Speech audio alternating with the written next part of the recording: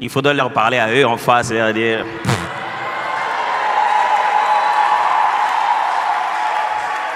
Même si vous changez de stratégie, même si vous trouvez des alliés, même si vous venez en esprit, même si vous venez dans la chair, même si vous venez physiquement, même si vous venez dans les rêves, même si vous venez au boulot, même si vous venez dans la santé, rien. Même si vous venez pendant que je dors, même si vous venez en face. Et l'autre côté,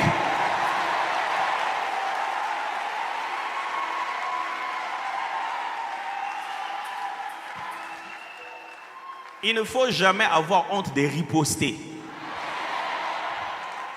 Après qu'une personne ait fait tellement de grimaces, s'est agité, dès qu'il a fini, lève-toi et dis-lui, Eloko te.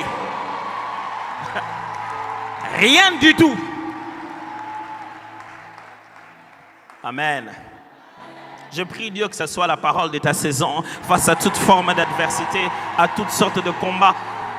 Que ce soit seulement pas une parole, mais que ce soit une prophétie, un message du temps. Que ce ne soit pas seulement une prophétie, mais que ce soit un accomplissement réel de Dieu dans ta vie. Et que ce soit ton psaume d'affirmation.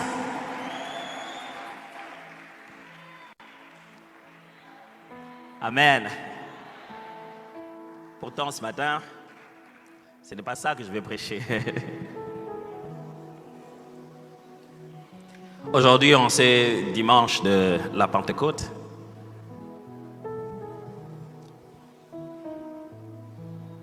Je voudrais partager avec vous un petit sujet pendant quelques minutes. J'ai appelé ça « Pourquoi le Saint-Esprit ?» Pourquoi le Saint-Esprit?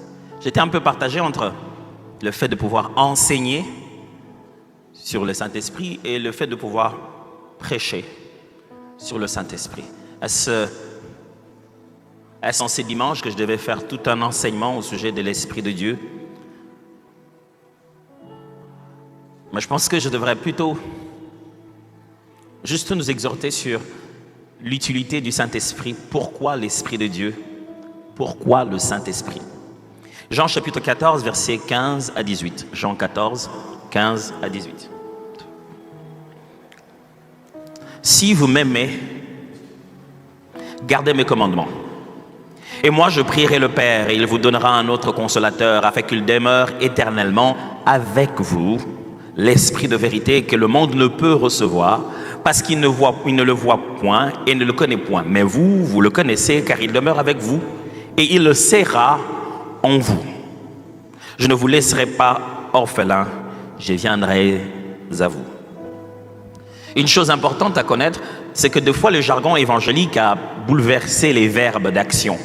On parle de plus en plus de recevoir Jésus et de croire au Saint-Esprit ou d'être baptisé du Saint-Esprit. Pendant que lorsque vous lisez les termes bibliques, les jargons essentiellement bibliques, il n'est pas souvent question de recevoir Jésus, il est question de croire en Jésus et de recevoir le Saint-Esprit.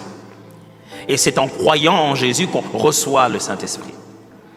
Et la notion ou la question de l'Esprit de Dieu, du Saint-Esprit, est devenue un peu une question assez sensible, qui fait qu'on a des pentecôtistes, des charismatiques, des ismes et des ismes, dont certains se disent, bon, le Saint-Esprit, bien sûr, c'est Dieu, mais c'est fini, il est là, quelque part, en train de nous aider à comprendre les Écritures, un point c'est tout, mais il n'a plus rien à faire comme il faisait avant. Certaines des choses qu'il faisait au début du christianisme, c'était pour marquer que Jésus est Seigneur. C'était juste un travail qu'il a fait. Aujourd'hui, vous en faites un peu trop. Certains ne croient même pas à la communication possible qui peut exister entre l'homme et Dieu. Et si Dieu a eu quelque chose à dire, il a fini de le dire et tout est dans la Bible. On ne peut plus communiquer avec lui, il faut parler avec les Écritures. Certains, par contre, croient au Saint-Esprit et ont fait de lui un peu quelque chose d'autre qui n'est pas. Il est devenu le petit pouvoir qu'il y a dans leur mouchoir qui fait tomber les gens. Il est devenu celui qui vient les aider à manifester des tombées multiples simultanément. Et il est devenu celui qui est plus dans le prédicateur et moins dans la salle. Il est devenu celui qui monte en intensité au fur et à mesure qu'on brille. Mais pourquoi Dieu nous a-t-il donné son esprit? Pourquoi Dieu s'est-il révélé à nous comme ça? Pourquoi avons-nous besoin du Saint-Esprit? Certainement, ce sujet peut être à propos pour un jour comme celui-ci, on pense à la Pentecôte. Je ne voudrais pas ici lancer les débats du parle en langue ou de la glossolalie alors, ni de prophétie ou des dons de guérison, juste le Saint-Esprit. Le Saint-Esprit n'est pas un sujet que les pentecôtistes ont inventé. Je n'ai pas inventé ce sujet, je viens de vous lire Jésus en train de parler à ses disciples. Quand il dit vous, il ne voit pas nous, il voit les disciples, les apôtres qui étaient avec lui. Et il leur parle de façon claire. Et dans ses dires, il est en train de leur dire que le monde ne peut pas recevoir le Saint-Esprit. Mais eux, les disciples, pouvaient le recevoir. Pourquoi? Parce qu'il était déjà avec eux. Et que bientôt, à ce moment, il leur conjugue ça au futur, qui est maintenant un passé pour nous. Il dit bientôt, il sera en vous. Il montre qu'il était déjà autour d'eux, avec eux, en train d'opérer à travers eux. Mais demain, il habiterait en eux et qu'il pourrait développer une relation spéciale avec Dieu sur ce point-là. Dans les différentes interventions de Jésus, vous allez retrouver ces trois langages où l'Esprit est avec les disciples, il est dans les disciples et où il est sur lui-même, ou vient sur les disciples. On a tendance à dire que on a tendance à montrer cela comme trois relations différentes, progressives du Saint-Esprit. Avec nous, en nous et sur nous. Pourquoi le Saint-Esprit? Pendant que nous tous, nous sommes intelligents, nous sommes allés dans des universités où on a étudié, pourquoi on aurait besoin du Saint-Esprit? Pourquoi on se complique la vie? Il est simple déjà, on croit en Jésus, on croit en Dieu, on vit la foi chrétienne, on ne fait pas le mal, on fait le bien. Pourquoi se compliquer la tâche en ajoutant encore une notion ou un concept aussi complexe qu'un certain Saint-Esprit? Pourquoi on ne se limiterait pas juste à croire en Jésus et à vivre comme un modèle dans la société? À faire ce que la Bible dit et à pratiquer les Saintes Écritures. Est-ce qu'on est obligé avec le sujet du Saint-Esprit? Est-ce que, je pose la question de tout le monde, est-ce qu'on n'irait pas au ciel si on ne connaît pas le Saint-Esprit?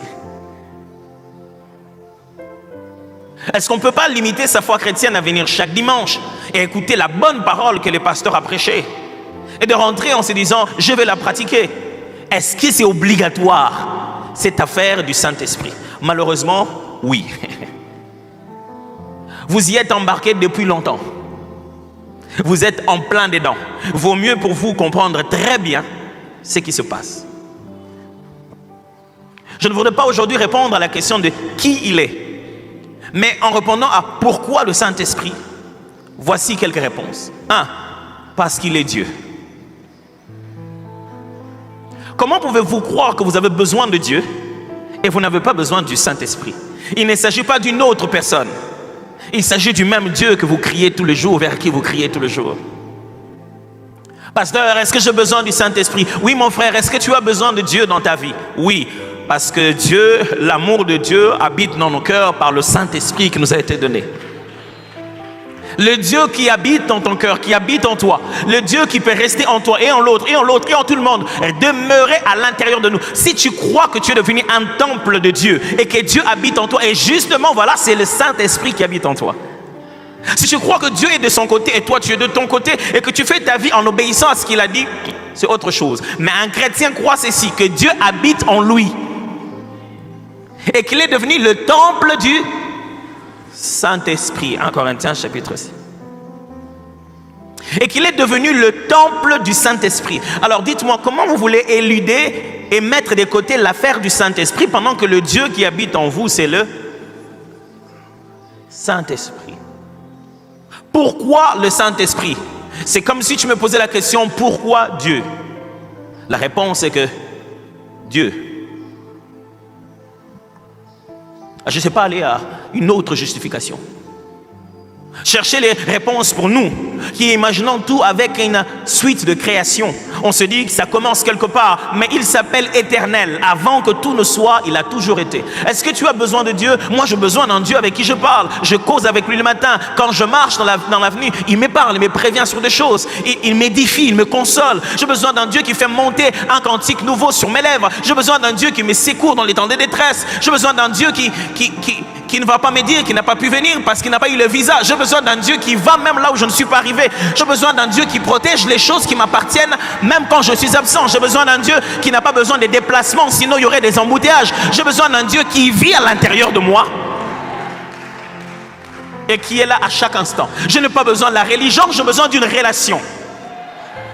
Quand vous commencez à comprendre le Saint-Esprit, vous quittez la religion vers la relation avec Dieu. Le Saint-Esprit est Dieu. Pourquoi le Saint-Esprit? 2. Parce que nous avons besoin de lui. Jésus parle à ses disciples et leur dit, voilà, si vous gardez mes commandements, je vais faire une prière pour vous. Je vais demander au Père de vous envoyer un autre consolateur. C'est là que Jésus leur démontre que depuis tout ce temps que j'étais avec vous, j'étais un consolateur. Je vais demander qu'on vous envoie un autre consolateur.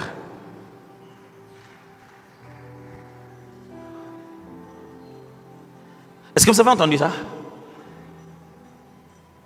Je ne l'ai pas inventé, hein?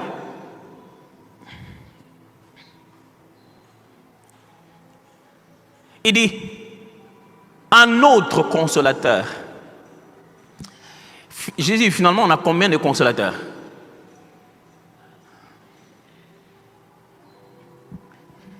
Il dit, voilà ce mystère, c'est que même en partant, je suis avec vous. Comment tu es avec nous? Parce que l'Esprit qui est là, c'est toujours moi. C'est toujours moi. Et il leur explique, vous allez avoir un autre consolateur. Mes amis, le Saint-Esprit, c'est comme quand les disciples vivaient avec un Jésus, qu'ils mangeaient avec lui, ils dormaient dans l'autre chambre, ils s'est réveillé pendant qu'ils dormaient dans la barque. Vous voyez la relation que Pierre avait avec Jésus, ils mangeaient ensemble, ils pouvaient penser à Jésus. Et ce n'est pas un Dieu qu'il pensait, c'est d'abord un être humain tel qu'il le connaissait. Cette relation d'intimité, c'est celle que nous sommes censés vivre avec quelqu'un dont on a besoin comme le Saint-Esprit. Frères, détrompez-vous, vous avez besoin du Saint-Esprit. Même quand tout le jour on essaie de vivre comme on le veut, même quand tout le jour on essaie de mettre le meilleur de nous-mêmes, mais nous avons besoin du Saint-Esprit. Actes des Apôtres chapitre 2 versets 15 à 18. Alors les apôtres réunis lui demandèrent, Seigneur, est-ce en ces temps que tu rétabliras le royaume d'Israël? Il leur répondit, ce n'est pas à vous de connaître les temps ou les moments que le Père a fixés de sa propre autorité, mais vous recevrez une puissance, le Saint-Esprit survenant sur vous, et vous serez mes témoins à Jérusalem, dans toute la Judée, dans la Samarie, jusqu'aux extrémités de la terre. Après avoir dit cela, il fut élevé pendant qu'ils regardaient, et une nuée les déroba à leurs yeux. Vous constaterez que ce soit dans ce texte, que ce soit dans Jean, Jésus est en train de parler du Saint-Esprit dans un contexte toujours de consolation éternelle, ou de son retour, ou de notre départ. Il dit, je ne vous laisserai pas orphelins. Il leur dit, que votre cœur ne se trouble pas, je vais préparer un endroit, là où je serai, vous serez avec moi. D'ailleurs, maintenant, je vous donne l'Esprit. Il leur parle comme ça. Et ici, on lui pose la question, quand est-ce que tu vas revenir? Quand est-ce que les choses vont s'établir? Non, ce n'est pas ça qui est plus important maintenant à vous dire. Maintenant, je dois vous dire que vous allez recevoir le Saint-Esprit. Et quand il est dit, vous allez recevoir le Saint-Esprit, ce qui suit après, lui-même monte. Mon frère, si ton patron n'a pas besoin du Saint-Esprit, toi, tu en as besoin du Saint-Esprit. Si ton prof n'en a pas besoin, tu n'es pas comme lui. Mais moi, je suis plus intelligent, justement. Parce que ce sont ceux qui croient être debout qui sont en train de tomber, ceux qui croient être parfaits et ceux qui croient être en train de voir qui sont aveugles. Pourquoi avons-nous besoin du Saint-Esprit? Selon le texte que je viens de vous lire, c'est pour témoigner Jésus-Christ. Pasteur, je veux bien parler aux gens de Jésus, mais je n'en ai jamais le courage. J'ai une question pour toi. As-tu déjà reçu le Saint-Esprit? Parce qu'on ne témoigne pas Jésus par le courage, on témoigne Jésus par l'Esprit.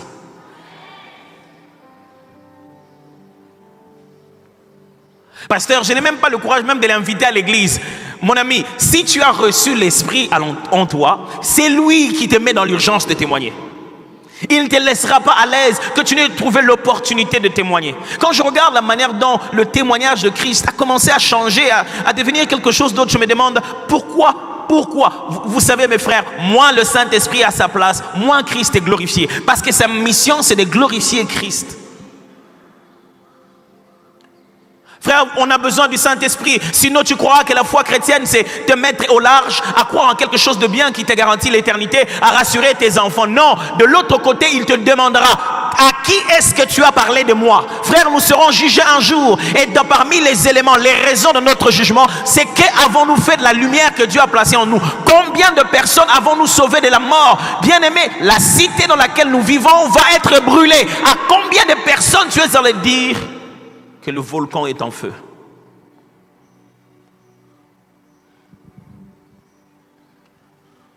Que le volcan est en feu. Ce monde entier a son propre Niragongo, qu'on appelle le péché. Tout le jour, il est en feu, il va produire quelque chose qui s'appelle de l'enfer. Le péché ne fait que monter et tout le jour, son temps arrivera et personne ne sera informé d'avance. Ça viendra subitement.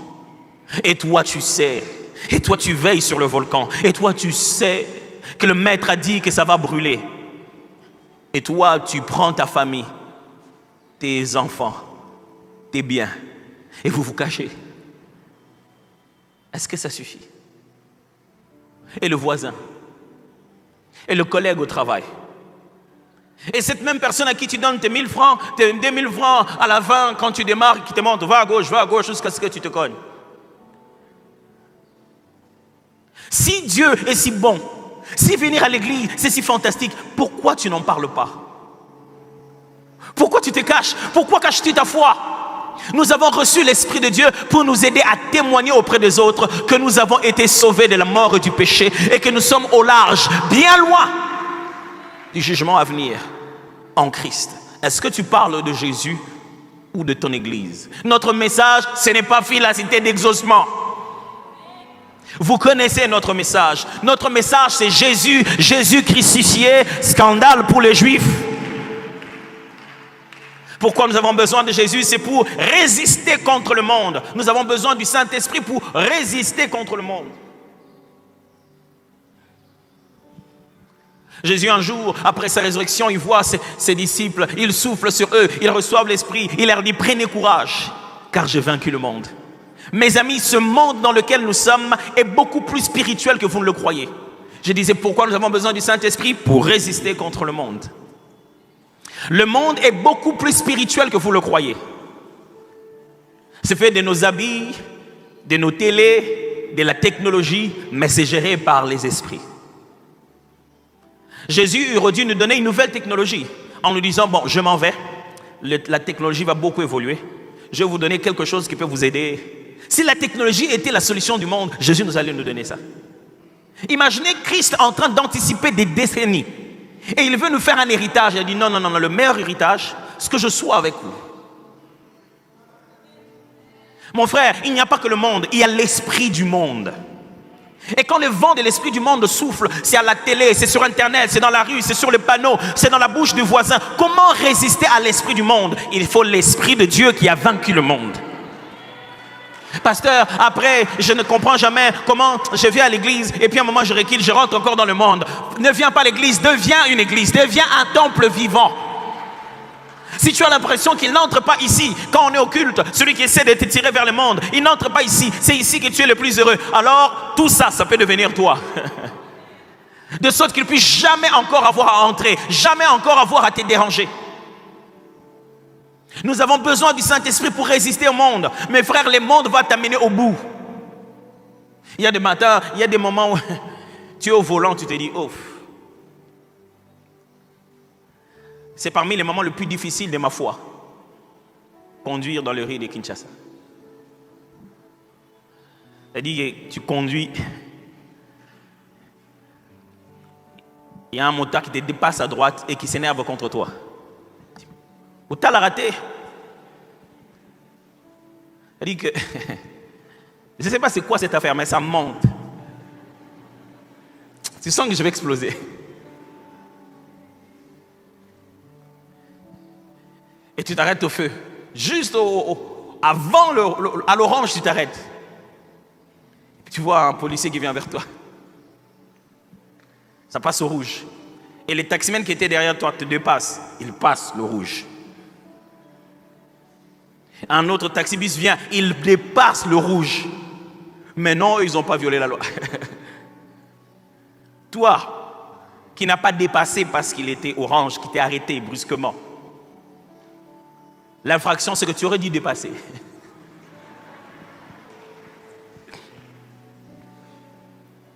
Ou alors quand tu entends avec combien de bruit et de fracas les gens sont en train de divorcer. Comment c'est qu'ils font aux enfants? Ou tu vas voir à l'hôpital quelqu'un qui est en train de mourir. Mourir de quoi? Mourir du fait que quelqu'un au travail ne l'aime pas. Qui n'est même pas à l'échelon de pouvoir le remplacer. Il veut juste pas voir sa tête. Et s'il mourait, personne, lui il ne prenait même pas sa place. Il y a tellement d'injustice dans ce monde. Il y a tellement de choses que tu as envie de fixer. Il y a des jours où tu te dis, il faut que je descende. Ces gens, il faut les tirer les oreilles comme ça. Mais tu te dis, le temps que je descende, je serai déjà sur YouTube. En essayant de faire un geste humain, naturel.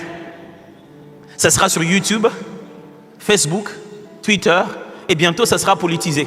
Et le moment où tu t'attends le moins, c'est le moment où on te le remettra sur Internet. Avec un titre qui peut s'adapter à l'actualité. Le monde est coincé. Le monde est comme une petite prison. S'il ne faut vivre que dans ce monde ici, ce n'est pas possible. Il faudra que dans ce monde, nous ayons notre propre monde. Que nous soyons dans le monde sans être du monde. Et que quand l'esprit du monde fait toute cette pression sur nous, il y a quelque chose, il y a quelqu'un en nous qui nous dit non, ça n'entre pas, ça ce n'est pas moi, je ne deviendrai pas ça. Laisse-les faire s'ils veulent, laisse-les même faire s'ils veulent faire contre moi, mais je ne jouerai pas à leur jeu. Des fois le monde c'est comme être tombé en plein milieu d'un match de football. Tu es dans le terrain. Et on te lance le ballon, on t'oblige de jouer. Tu es déjà là, il y a plein de gens qui te regardent, tu ne peux pas ne pas jouer. Tu regardes eux, ils ont tous la même vareuse. Tu cherches ton équipe, tu te dis, pourquoi vous me lancez les ballons pendant que vous tous êtes habillés pareil? On joue qui contre qui? Il faudra avoir le courage de dire, même si je suis dans ce terrain, je ne joue pas à ces jeux. Jouez si vous voulez, mais moi j'attends l'arbitre. Parce que tout ce que vous marquez sans l'approbation de l'arbitre, ce n'est pas un but. Lorsque l'arbitre arrivera, il dira, c'est terminé. Que ceux qui m'attendaient me suivent. Ces jours-là, on saura qui était vraiment en train d'attendre le retour de Jésus. Nous avons besoin du Saint-Esprit afin de résister contre la chair. S'il y a un combat extérieur, mes amis, il y a aussi un combat intérieur. Ce monde qui nous entoure alimente des choses en nous. Le monde ne le fait pas pour l'extérieur, il le fait pour essayer d'appeler ce qu'il y a à l'intérieur. En grandissant, j'étais très très amoureux de films d'action, de films policiers et tout ça.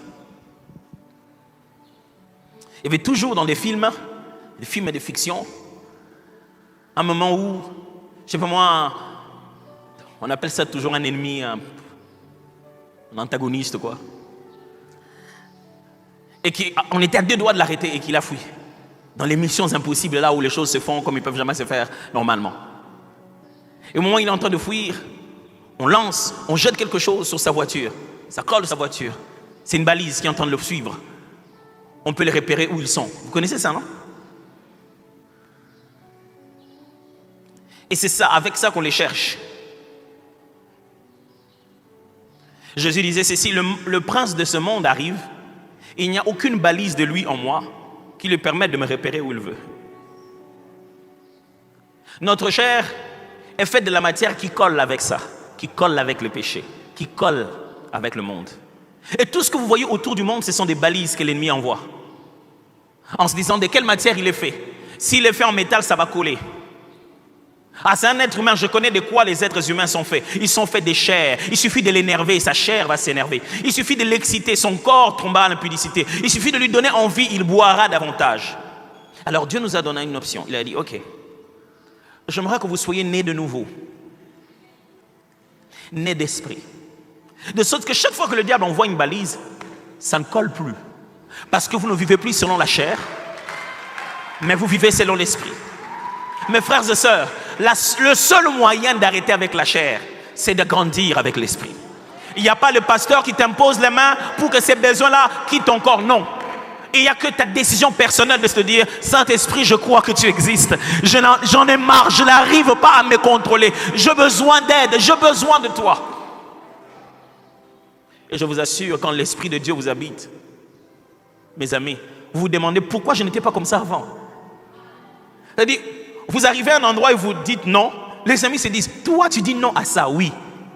Toi tu dis non à ça. Ils sont presque en train de dire non, c'est pour un temps. On te connaît. Non, non, vous connaissiez celui que j'étais avant.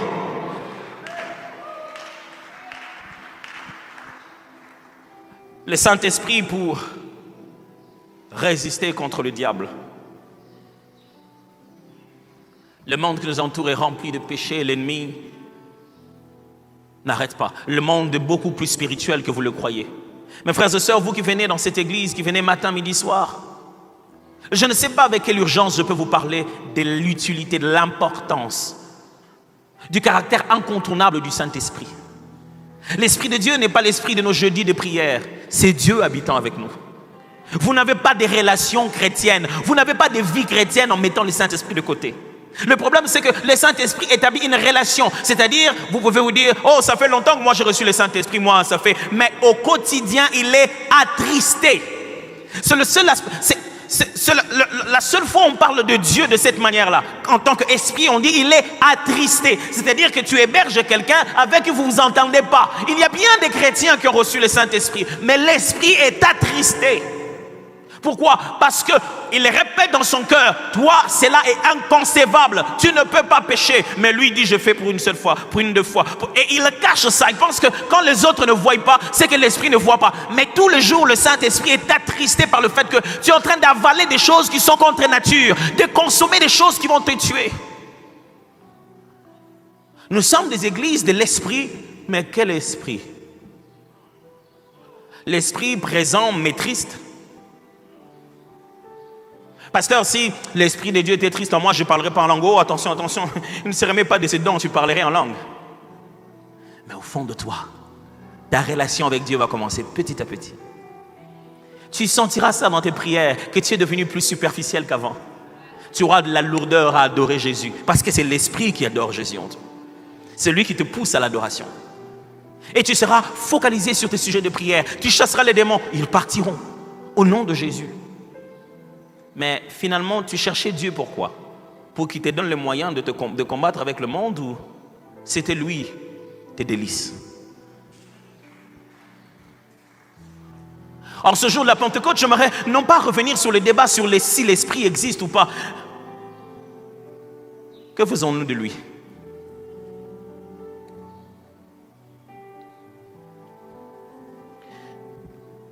La première fois où j'ai entendu parler du Saint-Esprit, qu'il fallait développer une relation avec le Saint-Esprit, je suis entré dans ma chambre, je dis, Saint-Esprit, je veux te comprendre. Il y a tellement de choses qui se font. Celui qui fait tomber, il dit que c'est toi. Celui qui reste silencieux comme dans une salle de mort, il dit que c'est toi. Chacun dit que c'est toi. Mais je vois dans la parole de Dieu qu'il n'y a pas plus simple que de demander de t'avoir. Est-ce que tu viens aussi dans les études? Est-ce que tu expliques aussi les maths? Est-ce qu'il y a quelque chose à voir avec par quel chemin je dois partir? Dis-moi, est-ce que tu es l'esprit des grandes décisions ou tu es un ami qui peut tout entendre et tout comprendre? Au début, on nous avait dit que le Saint-Esprit fonctionnait un peu comme l'horloge qui nous réveille la nuit. Si tu veux prier et que la nuit tu n'arrives pas à prier, demande au Saint-Esprit, va te réveiller. Il fait plus que ça, mes frères. Ça, ton horloge peut le faire. L'Esprit de Dieu fait ce que ton horloge ne peut pas faire. Et plus je grandis, plus je me rends compte que ce n'est pas seulement l'esprit de puissance. J'ai découvert l'esprit de puissance. Le Saint-Esprit. Qui à un moment tu te dis, est-ce que je suis normal? Heureusement que c'est lui qui le fait. Sinon, si nous laissait faire ça comme un super pouvoir, le monde serait déjà... Le matin, je serais déjà venu ici rempli de poussière. J'avais déjà volé vers Goma, comme Superman, et puis voilà.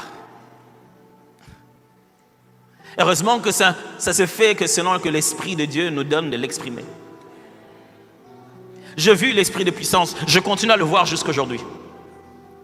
Mais depuis un moment, conscience du Saint-Esprit a changé à un niveau. J'ai découvert l'esprit de sagesse pour lequel tu béniras Dieu toute ta vie que ce jour-là, tu aies fermé ta bouche. Tu avais juste senti dans ton cœur qu'il ne fallait pas parler. Et tu n'as pas parlé. Et durant toute ta vie, chaque fois que tu passes par là, tu t'es dit, heureusement que ce jour-là, je n'avais pas parlé. Des jours où j'ai appris, mes amis, maintenant j'ai quelqu'un qui peut me dire ce qui se passe. Avant, je sentais des blocages, je voulais faire une chose où je me plaignais, je commençais à prier, je voyais tout de suite le diable. Écoutez-moi, celui qui ne connaît pas l'esprit ne voit que le diable. C'est très important. Celui qui ne connaît pas l'esprit, même quand il voit Jésus marcher sur l'eau, il l'appellera fantôme. Parce que pour toi, toute spiritualité est totalement démoniaque. Celui qui ne connaît pas le Saint-Esprit risquera de l'appeler le diable. Ceux qui ne connaissaient pas le Saint-Esprit ont même dit à Jésus, ce que tu fais là, tu le fais par Belzébul. Celui qui ne connaît pas l'Esprit, c'est ce qu'il a toujours à dire. Oh mes amis, je me souviens des fois où j'étais là, à deux doigts. À des moments où je ne pouvais pas m'y attendre. Je me plaignais, je dis mais qu'est-ce qui se passe? Qu'est-ce qui ne se va pas? Je me souviens une fois, j'étais en train de partir quelque part, je priais, mais j'étais en retard pour la prédication. À l'époque, les motos n'étaient pas encore aussi disponibles pour que je puisse en user en faveur de la mission comme au temps des apôtres. Dieu bénisse l'ânesse dont le Seigneur en a besoin. Aujourd'hui, c'est devenu facile. Quand tu vois quelque part, tu dis à l'ânesse, viens, le Seigneur en a besoin. Et puis voilà. Alors, ce sont des chevaux, non? Ça marche avec des chevaux, non? C'est là que ma femme me regarde bizarrement. Alors, je me souviens ce jour-là, j'étais en pleurs en train de me dire, Seigneur, mais je vais avoir retard. Qu'est-ce qui se passe? Il y a des embouteillages dans tous les sens. Il faut que quelqu'un me réponde, n'est-ce pas? Frère, si tu ne parles pas avec les Saint-Esprit, tu parleras avec YouTube. Et ce n'est pas la vérité. C'est l'information qui va te guider. Parce que là dehors, la vérité est devenue difficile à connaître. Chacun a sa version. Si tu n'as pas l'esprit qui témoigne à l'intérieur de toi et qui dit, ah bah, si tu n'as pas l'esprit, tu seras perdu dans les avis. Et ce jour-là, je suis en train de prier dedans de moi. Je dis, Saint-Esprit, qu'est-ce qui ne va pas? Dis-moi, qu'est-ce qu'il y a? Écoutez-moi mes frères, il n'y a pas des chrétiens qui sont pré-choisis par Dieu pour comprendre à écouter Dieu mieux que les autres. Vous avez tout essayé, mais vous n'écoutez pas Dieu. Non, n'essayez pas. Laissez-vous. Comment vous essayez de m'écouter pendant que je parle là? Ouvrez juste vos oreilles. Apprenez juste à croire à l'esprit. Ne lui dites pas, parle-moi, alors je croirai. Dites-lui, je crois, alors il parlera. Ce jour-là, j'étais en train de prier. Je disais, Saint-Esprit, qu'est-ce qu'il y a? Alors il m'a dit, Adams, tu vas rester encore ici. J'ai dit, mais qu'est-ce qu'il y a? Elle a dit, si toi tu vas là-bas, ils vont arrêter de m'adorer. Je dis, ah. Elle dit, je vais te garder encore ici. Je dis, mais Seigneur, mais c'est moi le prédicateur. Elle dit, justement, dès que tu seras arrivé, ils vont se conformer au protocole. Dès que tu vas arriver, ils vont faire ce qu'ils font d'habitude. Moi maintenant, je vais être adoré. J'étais orateur au centre missionnaire Philadelphie. Le pasteur Roland Dallot venait de me donner la chance, je dois utiliser le terme comme ça, de prêcher dans un séminaire seul. Le matin, c'est le feu papa Alain Moloto qui prêchait. Le soir, j'étais l'orateur principal. Et je n'étais pas encore arrivé.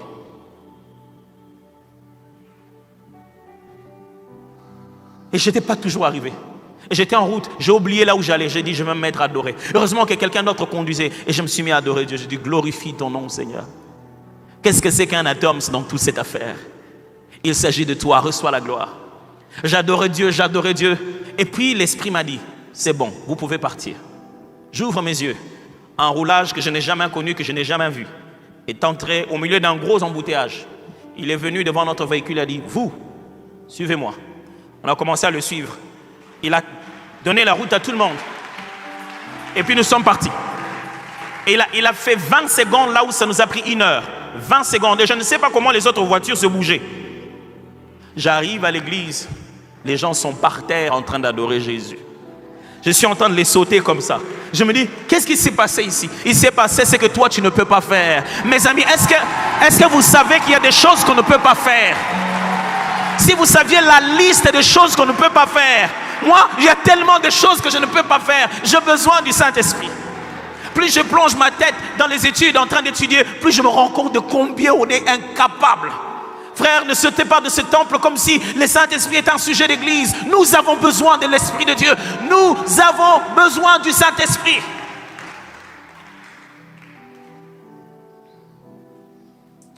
Prions ensemble pendant un moment. Je ne sais pas ce que tu vas demander à l'Esprit de Dieu. Peut-être que tu veux dire, Saint-Esprit, on parle de toi, mais je ne te comprends pas. Manifeste-toi à moi. Si tu fais cette prière dans la sincérité de ton cœur, oh, tu ne sais pas, ça peut être le plus beau jour de ta vie aujourd'hui.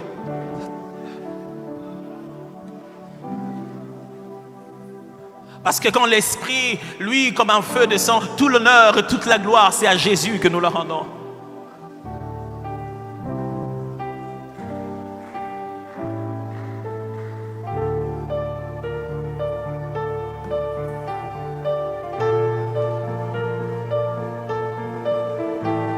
Et si tu arrives de parler en langue, n'est-ce pas un meilleur jour pour le faire?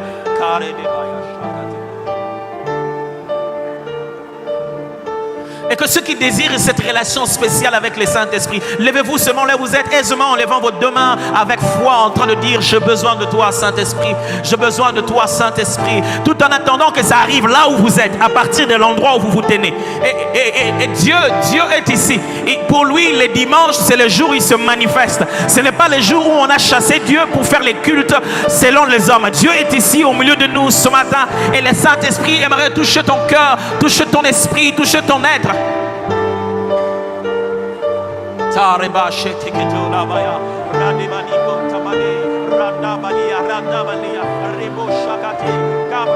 L'Esprit de Dieu, il peut fixer les genres de songes que tu as. Ces songes qui se perturbent là, que tu vois comme tu n'as pas vu le matin, ce n'est pas clair. L'Esprit de Dieu peut... Oh, ce monde est beaucoup plus spirituel que tu le penses. Et l'Esprit de Dieu est notre seul secours. Il est Dieu au milieu de nous. Comment veux-tu vivre une relation avec Dieu sans l'intimité avec le Saint-Esprit?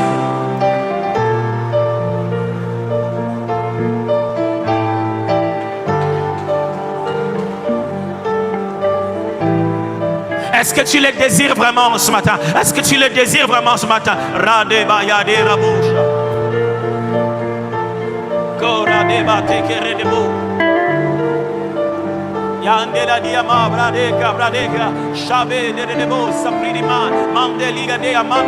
C'est lui qui donne la vie de prière, qui donne la soif de la prière. Tu vois comment tu n'arrives pas à prier vraiment? Tu fais de courtes, de petites prières intempestives comme ça. Non. Il faudrait que tu aies une vie de prière, et c'est l'Esprit de Dieu qui peut te le donner.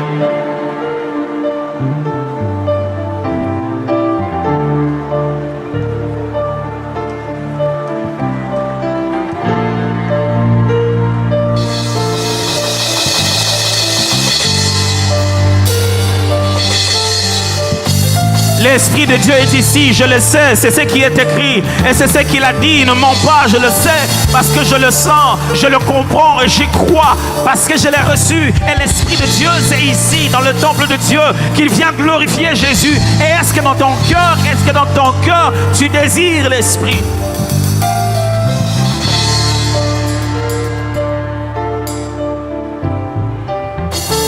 Il fait disparaître la lourdeur dans la vie de quelqu'un. Il fait disparaître la distraction dans la vie de quelqu'un. Il fait disparaître les larmes, les pleurs, les soucis. L'Esprit de Dieu, il te donne une meilleure conscience du retour de Christ. L'Esprit de Dieu.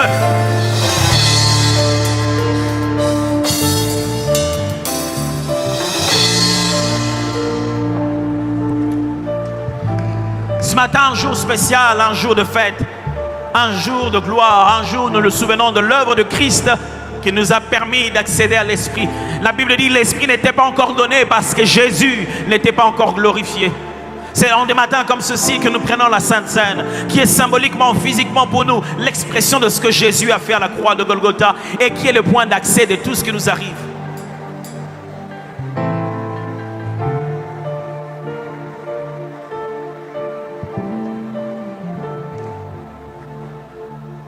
Arabaya Shadela Bayakate de